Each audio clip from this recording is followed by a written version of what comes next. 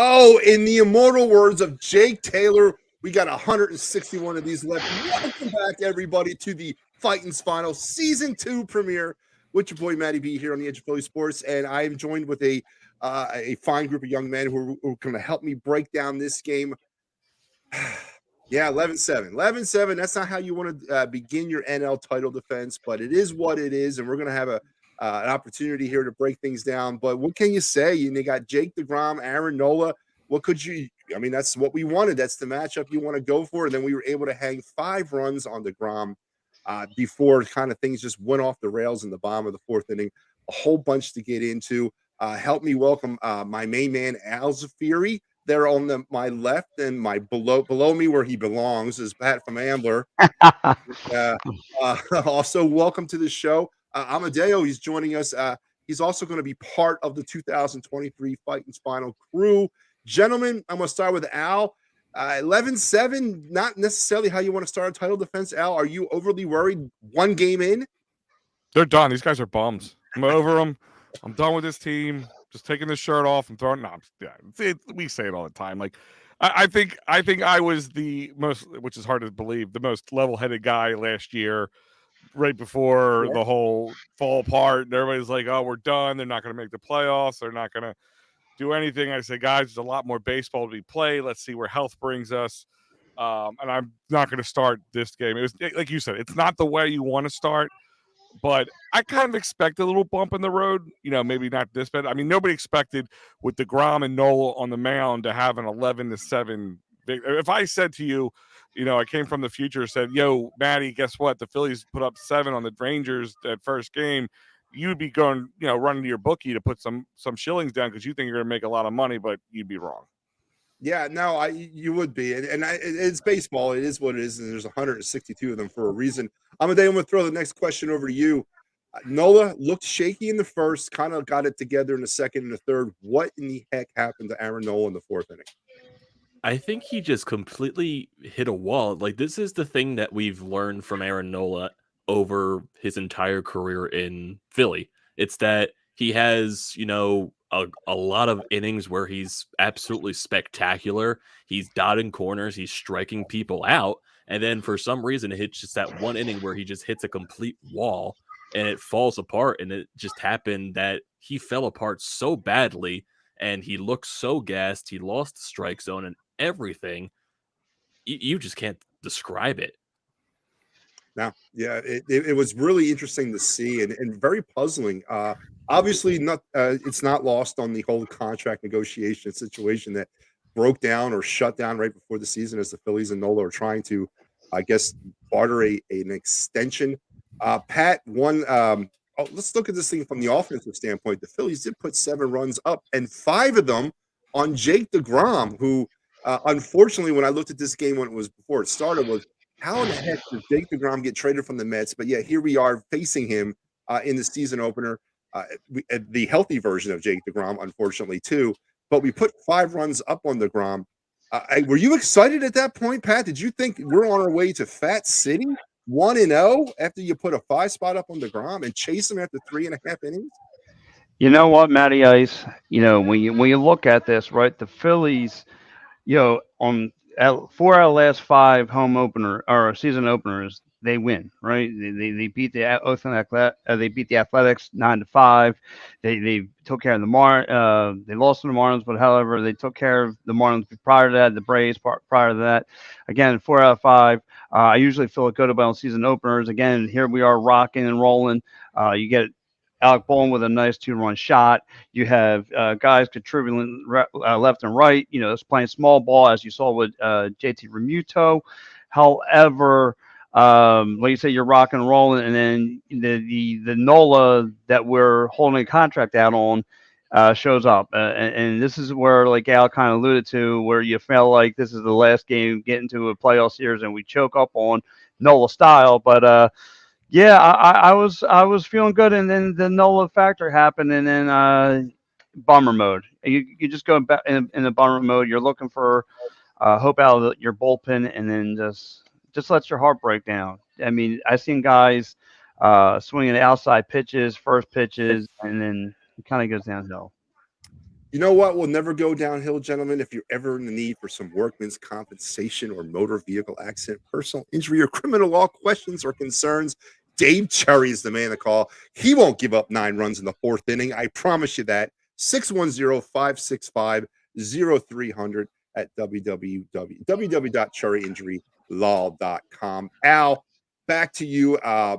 Offensively, though, there were some good signs for this baseball team. Let's talk Alec Bohm right off the bat. Bohm, who had himself a spring. I mentioned it on my show on Tuesday. I got Bohm penciled in as an all-star this year. I think he is going to make the all-star game for the National League. Comes out of the gate literally swinging. How impressed and how happy were you to see Alec Bohm get off to the start that he did this season today? Impressed is a good word, but also not surprised either. I mean, like you said, I just watching him mature probably halfway through last year on carrying himself through a playoff run to the World Series after, it's funny that a man's career gets turned around when he gets caught lipping. I hate this place in Philadelphia. And it literally was the turning point of his career. That's when you have to say, like, when he went from, is he a boom or a bust to, he's booming. And he might put up an effort to say, top 3 hitter in the Philadelphia organization this year if he continues on this trend. Now, game 1, gonna relax. Let's see how this plays out. But he was consistent last year. He was consistent through the playoffs. He was consistent through spring training. So right now he's Captain Consistent. Yeah, and he was 3 for 4, a triple shy of the cycle, which would have been fun to watch that happen, but did not. Amadeo, we're going to sit here and I think that it's a consensus that one of the strengths of this club heading into this season was the bullpen. I mean, they went out and they did their due diligence and they upgraded it extensively. 6 pitchers were used today. The bullpen was not all that much effective, and I don't know if it was just a product of the situation, but one piece in particular, Greg Soto came in that 4th inning, and you know what? I would have been better off if he hadn't. Just a dreadful Philadelphia Philly debut. What was your impressions of Greg Soto today? Everything was up. Everything that those control issues that plague him throughout his career were definitely on display. Case of the nerves, or is it just one of these things? I think during that entire situation, even going back to Nola, like with Rob Thompson, I think Thompson maybe gave too long of a leash to Nola in that situation. Maybe 5-2, you tank him out there, you bring in another guy, maybe you go Brogdon in that situation instead of Soto. But then also you got to factor you're facing 3 lefties in a row when Soto's coming in. And then I think this is basically he's Jose Alvarado before Caleb Cotham fixed Jose Alvarado. This is basically we brought him in here. We knew he was going to be a project. We knew the walks were an issue. That's the bottom line there. Brogdon, he struggled the entire spring training, so that's something he's got to find a way to kick it back into the gear. He was great last year, slugged a little bit at the end of the season, found his way back in the playoffs. So basically that's who Connor Brogdon is. He has his ups and his downs. The rest of the bullpen was fine. Vasquez was solid. Bellotti was solid. Strahm was actually really good out there. Yeah. But Soto was just, this is what we're going to have to go through. It's the early stage Alvarado. 6 pitchers, 8 strikeouts, and 6 count them, 6 boys, 6 walks issued today by Phillies pitching. Pat from Ambler, the Gobbler. Pat, the walks, the Phillies were really good last year with not issuing a lot of walks. 6 of them today. What was your take on the pitching staff as a whole in today's game? I just saw like a lot of pitches in the ground, and I don't know, like you guys were alluding to earlier. I mean, just not getting control of it and not having command of their pitches. I mean, like I said, I saw a lot of outside pitches, a lot of outside the box pitches, and there wasn't much command. And again, you saw that Noah looked very in place, and then he got sloppy, and the bullpen, like you said, was just 6 walks is not good, and you're walking guys left and right. And like you said, you had better command or pitches in your counts, and here we are. And now, listen, I don't know if the change of the rule is hurting this team with the fast pace, hurry up and get the ball out of your hands to speed up the game. But however, I mean, for these guys, they're not not having their control of their pitches. Even if you look on the other side of the ball here with Texas. DeGrom, he gave up 7 hits and stuff. So or 6 hits, and he gave, had 7 strikeouts. But still, I think like the change of the rules are affected some of these pitchers. Yeah, that's actually a very good point. Al, I'm going to throw it to you on that. Did you see the pitch clock? First of all, it's not a pitch clock, everybody. It's a pitch timer. There are no clocks in baseball. It's a pitch timer. So, Al, with the pitch timer, did that seem to did that look like it affected the Phillies today? Did you see that at all? I can say a little bit. I mean, listen, it's going to be a learning curve, and this is the first time these guys have played all together. I mean, and played 9 straight innings together in a normal MLB game, even all spring. A couple guys were in the World Baseball Classic, and I wonder if that played a little bit of a factor. You know, guys who didn't get to play with these guys yet, especially JT Realmuto, not working with his pitchers as much, and also getting tossed in his last game for some ridiculous call. I think plays a little bit of a factor. And I'm not looking for excuses, but there's rust. You can see that these guys weren't they were in the same ballpark, but not in the same section the whole time. So you saw that pass ball on JT today, which is very uncharacteristic for the best catcher in baseball. But you also saw him hustle around and dig a triple out of what most people would have a double on. So I think there's a little bit of there's going to be a little bit of a learning curve with the catchers and the pitchers, especially with the pitching. I think the pitching is going to struggle in the beginning. I really kind of, with missing a couple key guys, a bunch of new guys, and of course the pitch timer. That's right.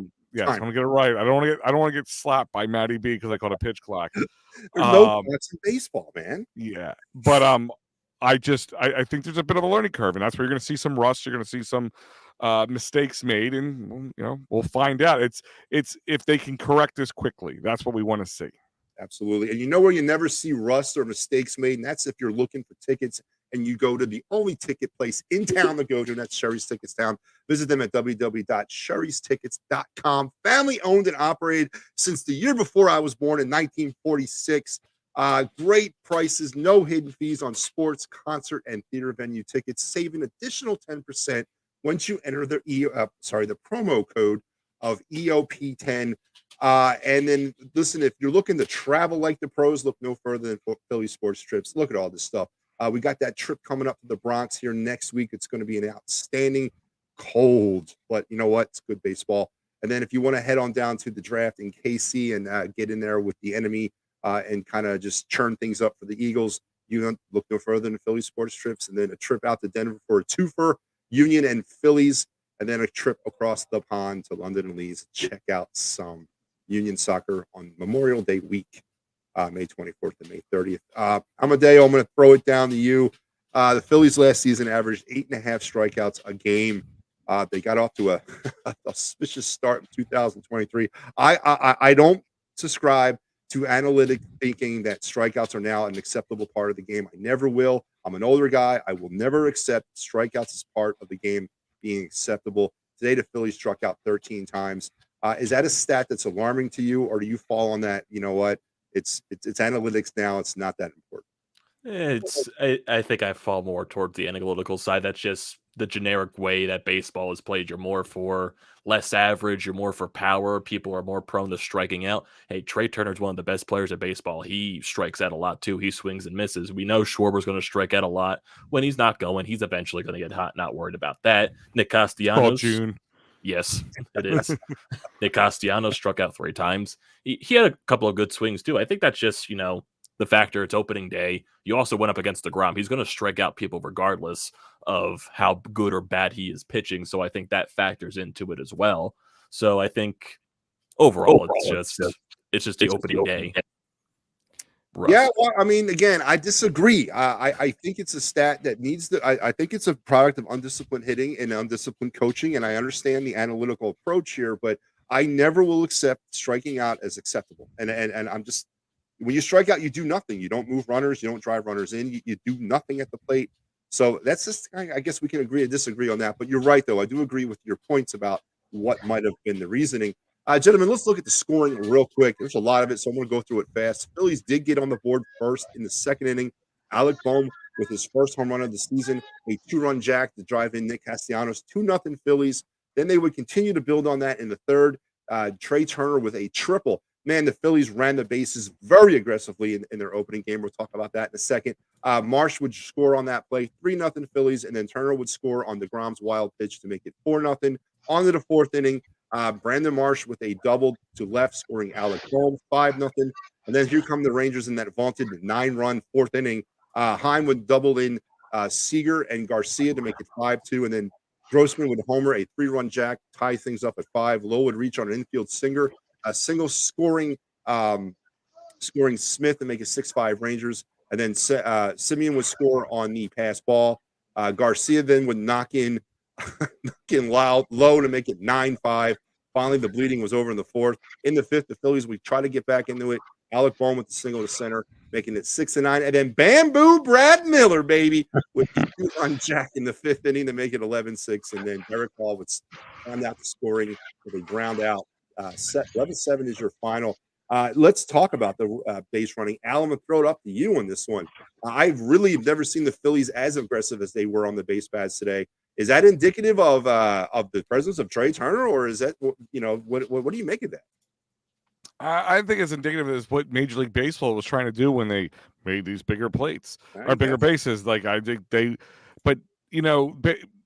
Phillies did do some base running well, even without Trey Turner last year, and they were building on that. And I think that's what this league needs to do. You take the shift away, you put this pitch timer in. So now, you don't have all the time to look over, keep a guy on base. We have all these new rules with that. So yeah, you're going to see an aggression, I think, across the board in Major League Baseball, just not with the Phillies. But yeah, I think having Trey Turner as your leadoff guy and not Kyle Schwarber, That's right. You have some more speed. I mean, I think he's like the fifth fastest guy, even though he's not the youngest guy in the world anymore, but he's the fifth fastest guy in Major League Baseball right now around the bases. So why wouldn't you use that to your advantage? And I think that is going to be an MO of your Philadelphia Phillies going forward for the season. Yeah, no, I'm liking it. And then Blue City Empire Sports chimes in with the Yankees got the dub. Who gives a damn? But you know what? Don't forget to like and subscribe the Edge of Philly Sports there, Blue City Empire Sports, and make sure you're checking back throughout the year, because this is where it's really at. Who cares if the Yankees got the dub? Do I care? Do you guys give a damn about the Yankees? No. Who? Yeah. And then Jaden chimes in with who won. Now, the Phillies did not, Jaden. I'll leave it at that. And then our boy Anthony hits us up with, I hate the new rules, especially the dumb rules. I don't know what you gotta have to narrow that down, Andy. Yeah. Maybe he's referring to the pitch timer. I don't know. The only time the new rules came into play today was that issue with the Rangers and the technical issue that they couldn't talk to each other, and then they ended up getting a ball called, but then it was reviewed and then it was taken away. I didn't necessarily see any other infractions of the new rules, but I do think the pitchers were kind of in a weird place today. A little bit more hurried than normal. Amadeo, what was your impression today of? Did you see any of the new rules come into play other than what I just said there? I mean, no, not really. I think that entire situation was just a pitch com issue. The umpire thought that DeGrom violated the pitch timer, and everything just went throughout that entire situation. But I don't think there was really anything wrong with the rules today. Nothing really stood out. Now, there was one thing that stood out to me in the top of the ninth inning when the Phillies were down to their last strike. They played the Rocky music. Did you hear that?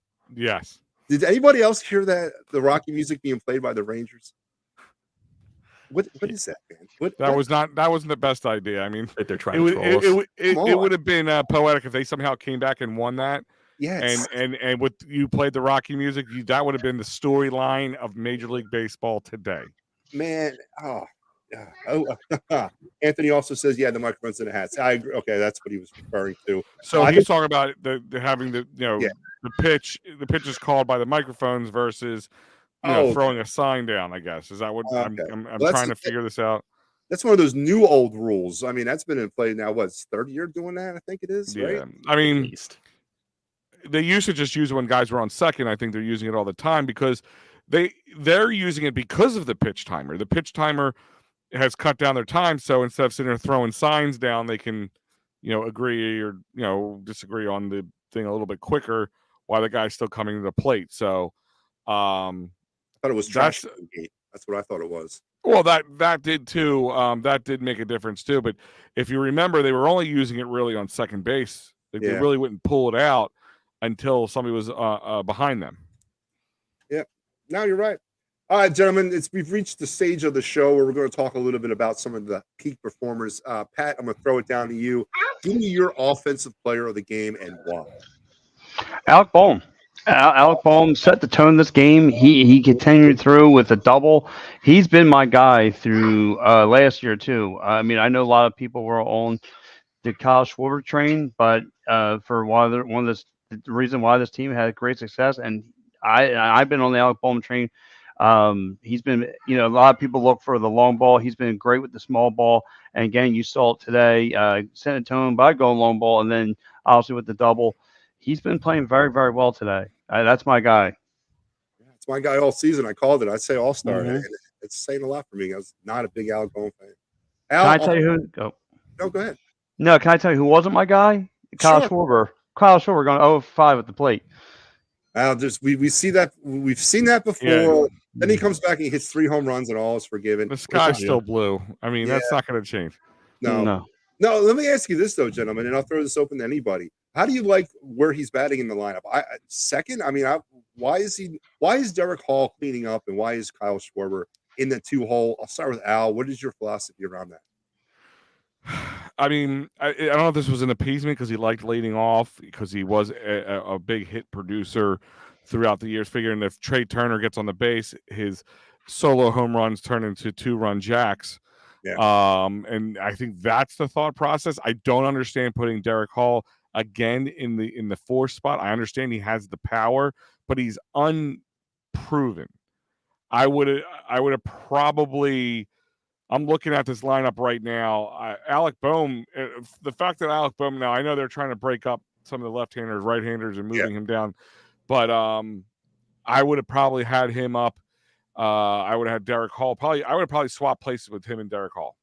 So I would have had. Oh, technically, I probably would have had Schwarber in 3rd or 4 or 5 spot. So, that if you think about it, you had Trey Turner. You have if you go Trey Turner, Bohm, Remuto, and Schwarber. then Schwarber, Castellanos, you might have actually had another run or 2 in this game if things worked out the way they did. I agree. Amadeo, your offensive player and why? I feel like we're all going to go Alec Bohm here because he was probably overall the best, producer on the board there. Long home run, double, triple shy of the cycle. You could also throw Brandon Marsh had the triple, Turner had the triple, and all that stuff. Even though J.K. got robbed of a home run, he almost he did. Yeah, he did. That sucked in that aspect, but overall, Alec Bohm. Like I said with you guys, I've been on Alec Bohm train basically since he was drafted. I know 2021 sucked for him and everything, but I feel like this year he just needs to develop the power, and I feel like him adding the weight. And you saw what happened today in spring training. I feel like we're going to see more power from Alec Bohm. I'd say 20, 25 home runs, hopefully, should be the sign for him. Yeah, I agree. Al, I'm sorry. I don't think I got yours. Who's your offensive Well, player? if I had to pick somebody different, I'd probably go JT. JT right behind him with your offensive player. I mean, he had 3 hits, so but again, if you had to pick one, you have to stick with Bohm. He being your first game of the season, being 1 triple away from a cycle is a great start to your season. And like I said, it's consistency. It's a lot of guys come in and it take like I said, like we make the joke about June. Could you imagine what Kyle Schwarber's batting average would look like if he was on the 60-day DL to start the season? I mean, it would look amazing. But I mean, the consistency is the key factor with him. It has not stopped since mid-season last year. It has not stopped, and I think that's going to put him on the lips of not common Phillies fans. Yeah, you're going to hear about him from guys around the league, even guys who want to talk about these guys in New York called the Yankees or something. Whatever. But they got the win today, by the way. They're going to talk. Yeah, apparently they got the win. They're going to talk about him. They're going to sit here and they're going to talk about him. And I think you will see him if he continues at this rate in the All-Star game in one way or the other. And if his power production continues, sky's the limit for him. He could be that Jason Worth esque type player who you know, you didn't know what you had till you had it, and became a big key cog in the winning wheel that we have. Absolutely. And now, gentlemen, my question for you, it's just like my question of the show, and then we'll kind of wrap things up here. But I'm a big proponent of Nick Castellanos being really the key in this season, especially until Harper gets back. He has to come back to the form that he was in 2021. There's no question about it. If not, we're going to find ourselves in a bad way. Today, 2 for 5, 3 strikeouts. Gentlemen, and I'll go with Pat first. What was your impressions of Nick's 2023 debut? I didn't like the first pitch swings that I saw a lot from him today, but I take it for consideration it's Nick Castellanos, and that's that I'm used to. But I mean, again, making contact, I can't complain about.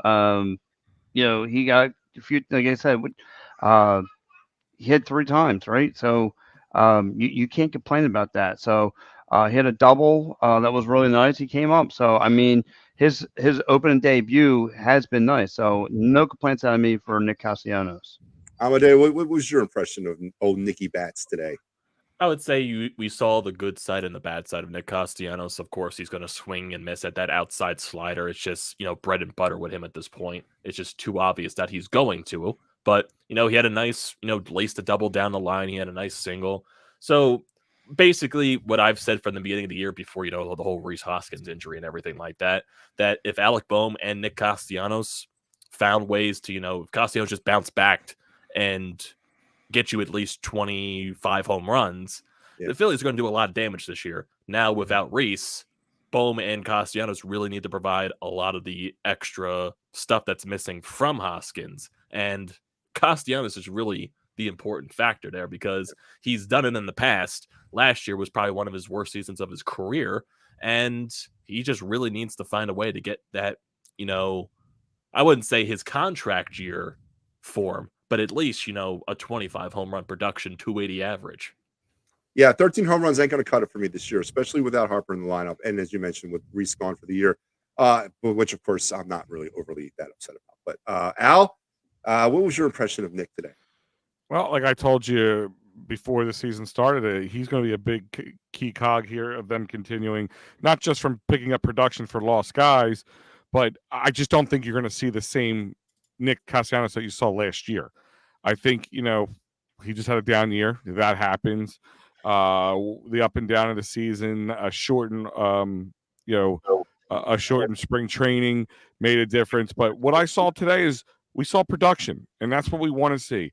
Kind of like Pat said, we're not surprised that he's going to, you know, swing at first pitch every time, and not surprised he's going to do it against Jacob deGrom because he's known for throwing, you know, just some junk right down the middle that, you know, it's very tempting. So he's going to do that. But it's something he does have to work on, where it's not every game and every time, because then you're working with 2 strikes against you all the time. So this is something where he has to work on. His plate discipline needs to be better, but you also can't sit there and go, don't ever do it. You just got to find the right mixture. Look at your pitching matchup. Are they guys known for throwing first pitch strikes? Are they not? You know, they are the guys who never throw a fastball at the first pitch. So those kind of the things that, you know, you hope he and the rest of the team are doing their their due diligence like we are, and we're not even batting for the Philadelphia Phillies. So we'll find out, but you cannot not be happy with what you saw today. You know, you got a double out of the deal. You have 2 hit production. He brings 2 runs in. So ultimately, to be upset about anything today with Nick would be silly. Yeah, strikeouts. I don't know. I just don't like the strikeouts. Gentlemen, you know what I was most disturbed about today, and it might come off the top rope a little bit, but I was so happy to see T-Mac and John Kruk back together again. It was like summertime all over. And then I find out by the second inning, this is the last time I'm going to listen to them till Monday, because Fox has got the game on Saturday, and then it's an ESPN game on Sunday. Man, I didn't know that. I didn't sign up on for that. Fox? Yeah, it's a Fox game on Saturday. Yes. And Zach Wheeler will be taking the mound, and he'll be opposed by Nathan Eovaldi. That'll be a 4:05 start on Saturday. The Phillies get the off day tomorrow, and they will be pitching or playing on Fox. That is Fox, Fox. 4:05 on Saturday. Wheeler against Eovaldi.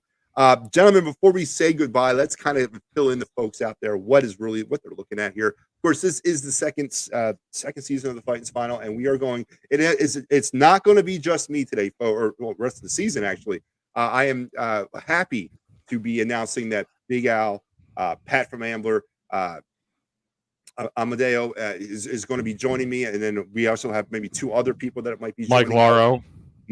Big Mike's going to be possibly joining in throughout the season. But the important thing is you won't be looking at me for the next 161 games. So that's the most important thing to take from that. Let me kind of send it down to Amadeo. Amadeo, tell us a little bit about yourself. You're kind of new here to the EOP network. Tell the good people out there who you are, where they can find you, and just, I don't know, your likes and dislikes and all that. Just give us a quick spot. Well, obviously, I'm a 4for4 guy. Big Philadelphia sports fan. I have my own YouTube channel. You can follow it, TTP Sports. It's in the name right there on my little window. And yeah, it's, good time here. It's baseball is my, even though I'm a hockey guy first, baseball is like my favorite thing to talk about. I don't know why it is. I just feel like I'm more comfortable talking about baseball. I love talking about the 162, following it every single day. I had like 4 screens in front of me watching baseball games from every single aspect today. That's just how much I love the sport. And hey, I didn't know you were a baseball or a hockey guy. Where were you about 2 weeks ago during Clear the Ice? We could have used you then too. Al, even the biggest hockey fans like, nah, I'm good. I'll pass. Isn't that really kind of the way it is these days with the Phillies or with the Flyers? Al, you were a huge part of season 1. You were probably the most consistent contributor in the beginning. Pat, you came on around mid-season. Al, obviously, you saw the Phightins Phinal kind of grow right before your eyes, and the postseason run was amazing. How excited are you to be back for season 2 and a more expanded role this year? Well, kind of like Amadeo said, the one sport I love talking about more than anything is baseball, and I feel so much better when spring training comes on. Like I feel like everything's right in the world. So I'm excited. We have a lot of adding new pieces, adding new voices. So it's not constantly the same person putting a lot of weight on your shoulders on top of kind of breaking it up for everybody. At times it'll be 2 of us. At times it'll be 1 of us. There'll be plenty of articles on eopsports.com. So if you have not subscribed to the new YouTube channel, for those who are familiar with the Painted Lines, now the new official channel of Edge of Philly Sports, our Facebook page, which will be live on all the time, Twitter, Twitch, you name it, we're going to be on there, as well as eopsports.com will be live on. It's going to be a great time. And one thing we learned, Matt, last year, I think, together, that as we've already seen so far, it's not just Phillies fans who enjoy the Phightins Phinal. No, even just random New York people want to come in and drop a line. We had a lot of Mets fans last year. We had a couple. Serdar, where are you, man? You got to touch base here, brother. It's been too long, man. Ever since they got walloped and lost in the first round there, in the wild card round, Mets fans have been quite quiet since then, which isn't something we're used to. But no, it's just nice to have the consistency of something like the Phightins Phinals. The growth, the path that we built Edge of Philly Sports to be, bringing in the top of the top guys like Amadeo, like you, Matt, and Pat. From we all worked in different sections. Some of us did our own thing. Some of us worked with other organizations, networks, whatever you want to call them. I was lucky to start Edge of Philly Sports here with Joey Sheeran, but to be able to sit there and looking from standing back and looking at everything, that we were able to kind of like a sports team start drafting and signing on the big names out there in the local Philly sports 4for4 and more, because covering the Wings and the Union, and even you, Matt, be covering the Philadelphia Stars. We go that far because we are Philadelphia sports junkies. It's like 7 for 7 now. Is that what we're up to? Yeah. I mean, we even touch a little bit on the college if you count the draft and stuff. So you can even go a little deeper if you want to. I mean, I have to say, like with the addition of the guys from the painted lines like Dibes and Shane and those guys, we always did a lot of draft coverage here at EOP, but it has definitely been ramped up times 1,000. Yeah, it's So another I challenge anybody to show me that they do more draft coverage than we do. No, I agree. It's at another level, and you're absolutely right. Pat, same question down to you. Again, you came on around mid-season, and you kind of came in when the getting was good. The managerial change had been made, or it was right around that time, and things kind of caught fire. Maybe you're the good luck charm after all, Pat. What is your feelings about being more involved? Again, expanded role. We worked together on Clear the Ice. You did an outstanding job there, and obviously Big Mike and Al. We were all were on Clear the Ice, which now we're here. So, how excited are you that one, the baseball season's back, and two, that we're gonna roll the Phightins Phinal over the next 6 months, gentlemen. Think of that for a second. 6 months of the Phightins Phinal, hopefully. I look, I love it. Again, Matty B. When I saw Edge of Philly Sports had their own baseball show, and again, Grant, like you said, you guys started this since day one, and I would comment throughout the shows, and I was looking and eager to get involved with Edge of Philly Sports family, myself taking my Devereaux Sports family over to here, and really want to, and as I still do, would keep on proving myself, why I'm on the roster and to the family. So, and when I got the opportunity to do the Phillies final with you last year, I was more than thrilled to be honored to be asked to be part of it. And just, you and I were up late nights calling Yeah. games, talking about games through the bulk of the summer. And I loved it. I loved everything about it. And but there's one con to all this. I just can't escape Big Mike anywhere. Now, if he's going to be part of this family, I just can't escape that guy. I mean, he's with me every Sunday morning. He's with me clear the ice. I mean, it's like a like a toothache. They just can't leave. You know what I mean? No matter how hard you go to dance and try and work on it, that toothache just keeps on popping up. No, I love that guy, and we do a great job together. Obviously, me, him, and Al on Sunday mornings with the PM and the AM show. Listen, if you have, if you have yet to, you need a good laugh. I suggest you need to listen to good sports talk and a good laugh. SL, we will leave you in tears. Whether it's us ripping on each other or ripping, having a good time. But either way, it's a phenomenal time. And again, but back to the square one, the Philly final. I'm looking towards this. I'm looking towards it. Pumping out articles for the program, talking, doing post game shows, obviously, and let's get this thing bigger and better. You know what I mean? So.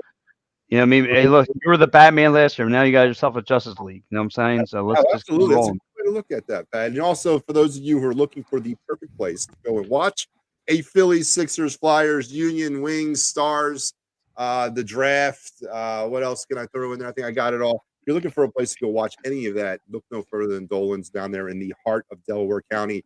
They call it Delco down there in Ridley Park. PJ and the crew will take great care of you.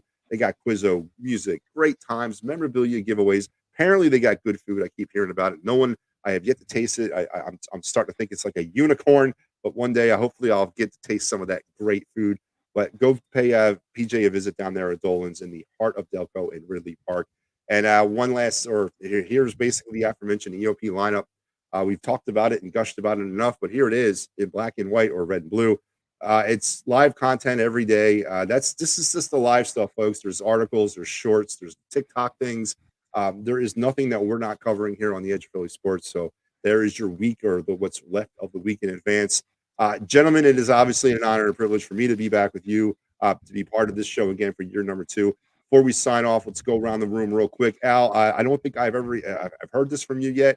What is your expectations? Obviously, today is one game, and that's, tongue in cheek aside, the season's not going to be won or lost today. What is your expectations from the Phillies this season? Marlins will win the World Series. That's my no shit. My expectations have to be where everybody else's is high. I know it's hard to go back to the World Series 2 years in a row, especially after losing. But if any team can buck a trend, it's the Philadelphia Phillies. So my expectations are, their World Series are bust in some ways. But the shaky start of the season, not this win, but on more the injuries of Reese Hoskins, our starting rotation being as new as it is, and some new faces, and the other injuries with Ranger Suarez and things like that. So just I still think we're looking at I think we're looking at a first place NL East champions this year. I think they're not going. I don't think Philly's going to sit on their laurels. And if they need to make a move, Dombrowski will do so. I don't think you've seen all the pieces the Phillies have yet this year. Trust in Dave. Amadeo, what about you? Where do you stand on this? I don't think the Phillies are a division winner. I don't think they did enough with the rotation, and now you add the injuries in there. Where do you think the Phillies are? What are your expectations this year? I think overall, I still think the Braves, they're just that, dominant power horse of the NL East. They're going to win the division. I always thought like first, second wild card spot was probably the more, I would say, obvious thing for this team right now, but who knows? I could be shocked. I was more, division, but then Reese went down and all that stuff, all the other injuries. Then I moved to the wild card spot. I still think they can finish there. And like, Al said, I don't doubt Dave Dombrowski to go out if like they need another pitcher, they go out and get another pitcher, or they need someone for the lineup. Like if Derek Hall, struggles throughout the month of April and part of May, I wouldn't be shocked if he goes out and maybe acquires a guy to play first base to, supplement, a replacement for Reese in that standpoint. But yeah, Ranger's going to come back at the end of the month. Eventually, Painter's going to find his way into this rotation. And I think overall right now, the sky's the limit for this team. They hit a bump in the road today. It's game 1 of 162. So I think all Twitter overreaction, let them get it out right now. I think this season is going to be more fun than this from what today is. And last season was fun, even though it got frustrating at times. But it turned out to be one of the best seasons. My second favorite Phillies season, '93 being my favorite.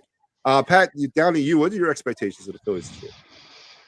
Now that I consider the injuries that are bothering this team, I've got, like Amadeo said, I have to drop it down to a wild card spot. I had high hopes. No point intended. I had high hopes of going back to the series, but with the injury bug and obviously missing your MVP caliber player and missing a big part of your home run production, I've dummied it down to the wild card spot, the third wild card spot, because I just don't know about this team yet.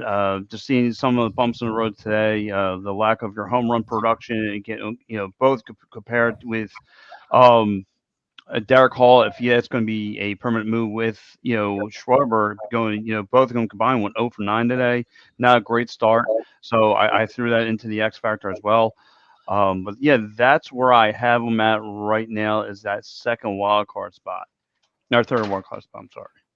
Yeah, no, and that's what that third wild card spot is there for. I mean, obviously we saw how it could be used last year. Dave Jarnell chimed in with what are our thoughts on Schwarber. I think we kind of went over that, Dave, just watch on the replay. I don't agree with it, and I don't think Big Al, you were kind of on that same coin too. I want him lower in the lineup too. I do. I've always wanted him there. All right, gentlemen, listen, we ran a little later, but that's to be expected on the opening day. Baseball. Can I ask a question? Yeah.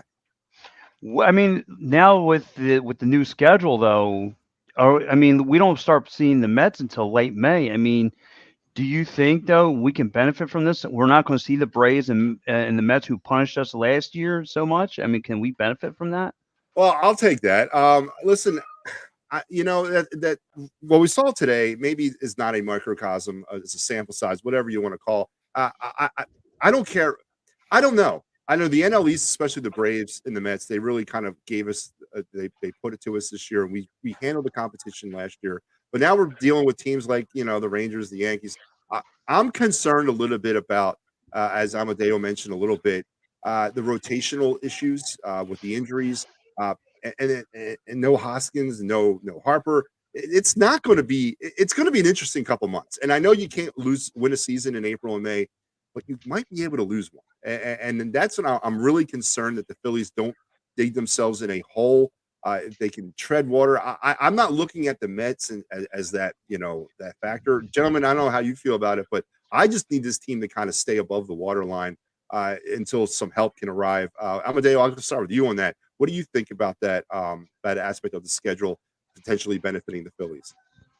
I don't think the schedule matters whatsoever. We're actually the Achilles heel of the Braves. Yeah. We played really well against them last year. We dominated them in the playoffs. Yeah, the Mets, I would like to see a series win against them. That would be very nice to see. Like they were our thorn in the back, but the Marlins, the Nationals, they were definitely much help to us because we beat them so many times last season, but I don't think the schedule matters. I know there's some teams that we face for some reason that we just can't seem to beat. Texas, we 0-10. 0-10, and basically since 2014, the Diamondbacks in specifically Arizona, we can't beat, and we can't beat the Cubs for some reason recently. But I don't think that matters. I think we saw this team. We asked them to tread water when Harper got hurt last year. I feel like they did way more than that. Yeah. So I believe they know what this is like. They know what losing their star caliber players is like. They lost. They're out with Harper probably until maybe a little earlier than we expected. But they know what that's like. They're going to be missing Reese. They understand that. I think, this clubhouse, we saw how close they were during the playoffs. I think they're going to band together, and whatever Dave Dombrowski does, he's going to do. I trust him with my life, and he's going to do his job. I trust this team without a doubt. Al, what's your take on that? Does the schedule benefit us, or is the schedule just a schedule? Well, I mean, listen, if you look at last year, the Mets got a lot of the national games in and the Marlins games in the beginning of the season, which put them ahead. Yeah. And we had one of the best halves in second halves in baseball last year. In Phillies in all of Major League Baseball, which made it a little harder to catch up to them. So I can see where somebody would think that is a benefit if it does work out that way. But ultimately, the things are a little bit more even now. That means you're going to be playing all the same teams, all the good teams, all the bad teams, evenly amount. So maybe. Listen, we got our injuries now, the big injuries. I mean, you're not going to get Reese back this season. I honestly think Reese played his last game as a Philly. I don't think he will be back in a Phillies uniform. Unfortunately, it's the same because I do like Reese. It's one of those things like people have their complaints about Reese, but it always ends up with, well, I do really like the guy. He's a great guy. It's just, but his defense. But I just, I'm not as worried because I just close my eyes and think of May of 2022, and we survived that schlock of a month. I think we can survive anything. Yeah, I using last season as perspective, I think you're right, and it's going to be interesting to see because I know we dealt with some adversity last year, but we didn't necessarily deal with it on this scale. Let's see how things go. Ranger Suarez, hopefully, as you mentioned, Amadeo will be back hopefully in a month. Andrew Painter, if nothing is torn. And I believe his 1 month of relaxation is just about over with now. He should start throwing again. Maybe May or June, if everything goes well, we get him back up there, or potentially in the starting rotation.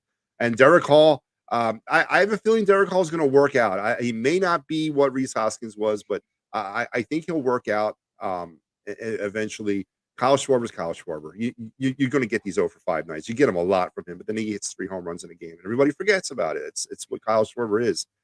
So I agree. I don't know if this is going to be it's not going to be a cakewalk. No, and the Phillies are the hunted now. Don't forget, they are the defending National League champions. So there's a little aspect that teams might get up a little bit to play them. But I think it's going to be a fun season, and I think when the smoke does clear, we will be back in the playoffs. I'm not going to predict no World Series stuff because that is hard to do these days, especially with that third wild card team. So that's where I stand on it, gentlemen. It has been an absolute honor, and I am looking forward to a great season with all of you. For those of you who tuned in, I know we ran late. This is not typically how long the show will be, but this was a special occasion, being that it's opening day and the first game of the year. So for Big Al, for Amadeo, for Pat from Ambler, I'm Matty B, and I normally only play this when the Phillies win, but I got to do it now to get the season going. For those of us here at the Phightins Phinal, we will see you next time, Saturday, 4:05, Phillies Rangers, Zach Wheeler against Nathan Evaldi down there in Texas. So until we talk again, go Phils, and Harry the K, guess what? I'm back. What you got? He has high hopes. He has high hopes. He has high apple pie in the Sky